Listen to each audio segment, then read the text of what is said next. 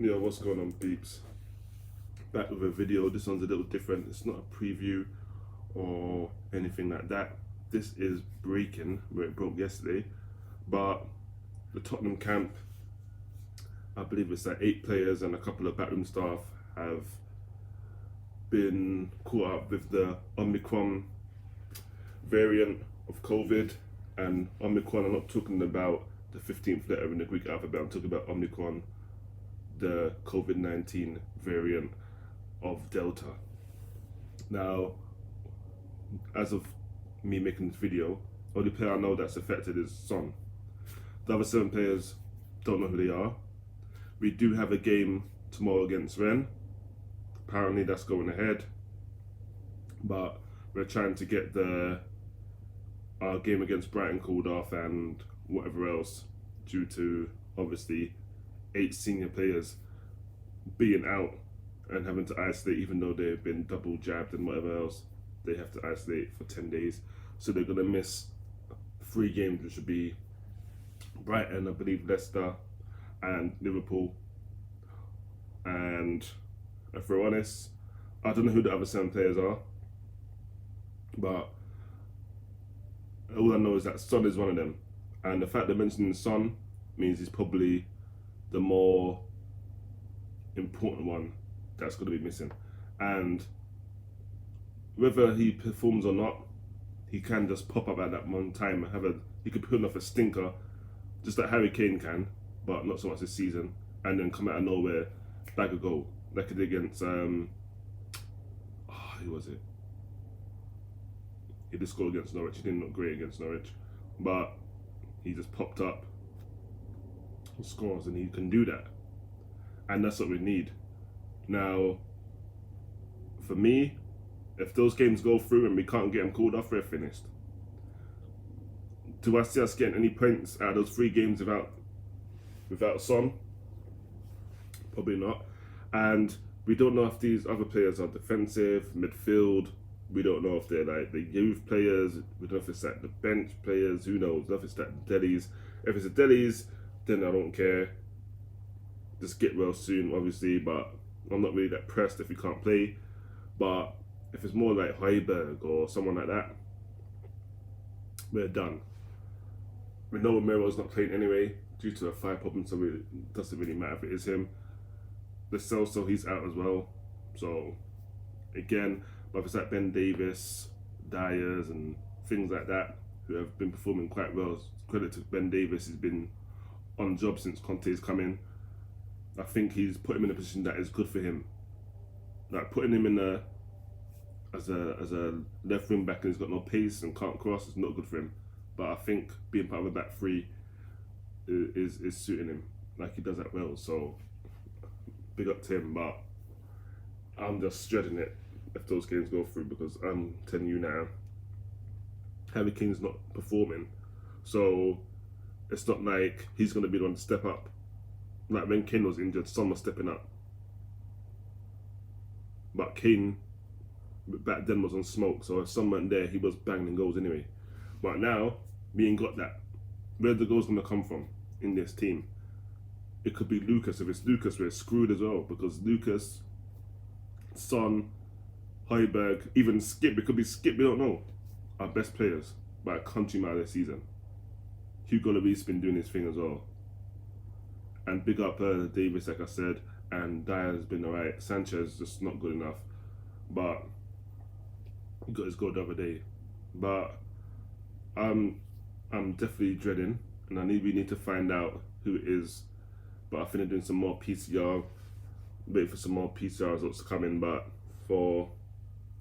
as I time on this video, I can tell you now, Son is definitely one of them. And boys, if damn games go through, them Premier League games, don't go with any expectations, because it's just gonna be a bunch of fringe players playing, and these men don't play, so they're not gonna be match sharp. They're not match fit. They don't do anything. So it'll be a long couple of weeks. But again, all we know is Son for sure. We don't know the rest. So let's just hope it ain't nobody important. And Son is the only important one, and it's not like Son, Kane, and the same thing's happening with Chelsea. So right now, London, apart from Arsenal, is looking a little sticky during this festive season. There couldn't be any worse time when all the games are coming like this, thick and fast, one after the other. Boom, boom, it's coming like this. We got a game tomorrow. We got a game on Sunday, and then we go again. And just it's gonna be mad. But we're gonna have to just, if we play, we just got to get on with it and just hope that we can get something, and keep up where we are, thereabouts, around the top 4 places. That's what we can do. But at the moment, it's not looking great. But we're gonna be positive and just hope that these men that do come in and step in can step up and do a job, and not play like a bunch of bums that they've been doing, and actually take the opportunity now they have it to make an imprint. But we'll see. And just quickly, in saying that about fringe players, Roden and Bergwijn apparently are on the verge of leaving around January because they've been frozen out, not getting much minutes. Roden, he played in against Enes Mora, and to be fair, didn't cover himself in glory, didn't look great. And Bergwijn, pretty much similar story.